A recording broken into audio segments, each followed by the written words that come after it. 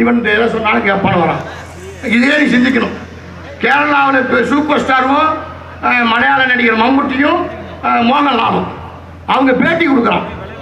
தமிழகத்தில் நடிகர்கள் முதலமைச்சராக வருகிறார்கள், ஆனால் கேரளாவில் நாங்கள் ஒரு வார்டு கவுன்சிலராக கூட வர முடியாது அப்படிங்கிறான். யார் சொல்றது? மோகன்லால் சொல்றாரு, மம்முட்டி சொல்றாரு. கேரளாவில் ஒரு வார்டு கவுன்சிலராக கூட நான் வர முடியாது, ஆனால் தமிழ்நாட்டில் நடிகர்கள் முதலமைச்சராக வருகிறார்கள். அதனுடைய உள்ளர்த்தம் என்ன?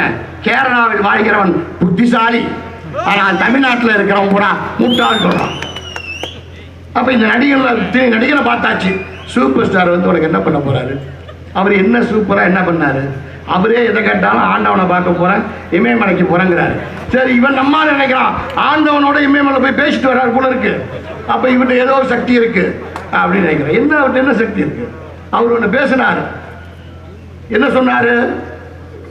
வீரப்பன் வந்து ஒரு ராட்சசன், அவனை சம்ஹாரம் பண்ண வேண்டும் பேசினார்.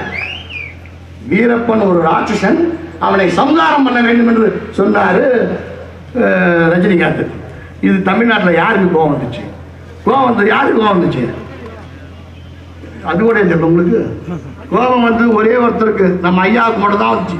பூம்புகார் மாநாட்டில் என்ன சொன்னார் ஐயா? யாரா ராட்சசன்? இனிமே உன் படம் ஓடாது பார்க்குறேன் அப்படின்னாரு. பாபா வந்துச்சு. என்ன ஆச்சு? வீரப்பன் ஒரு ராட்சசனா சம்ஹாரம் பண்ணுமா? என்ன காரணம்? ராஜ்குமாரை கடத்திட்டாங்க. அப்போ இப்போ மராட்டியத்தில் பிறந்து கர்நாடகத்தில் வளர்ந்து இங்கே வந்து தமிழ்நாட்டு மக்களோட ஓட்டை வாங்கிட்டு வீரப்பனை ராட்சசன்னா, வீரப்பன் இருக்கிற வரைக்கும் ஒகேனக்கல் பக்கம் ஒரு பயம் கூட வரல. இன்னைக்கு என்ன செய்யறான்? ஒகேனக்கல்ல வந்து அணை கட்ட போறாங்களாம், மேகதாதுல அணை கட்டுறாங்களாம். அப்ப இந்த தமிழ்நாட்டு எல்லைய எல்லச்சாமி மாதிரி ஐயனார் மாதிரி காலம் காத்தது வீரப்பன் தானே. இந்த முதலமைச்சர் என்ன கிடைக்கிறது?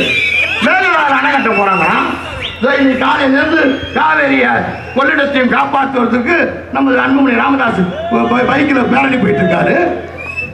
அப்ப நினைச்சு பார்க்கணுமா இல்லையா? இந்த ரஜினிகாந்துக்கு நம்ம ஓட்டா? ரஜினிகாந்த் கட்சியா அதுக்கு 4 வண்டியும் போய் நிற்கிறான்னா நான் என்ன சொல்றதே புரியல உங்களுக்கு. என்ன சொல்ற? ஒரு உண்மையான வன்னியன், அக்னியில் பிறந்தவன் இந்த பேரா இருப்பாரா? இருப்பாரா?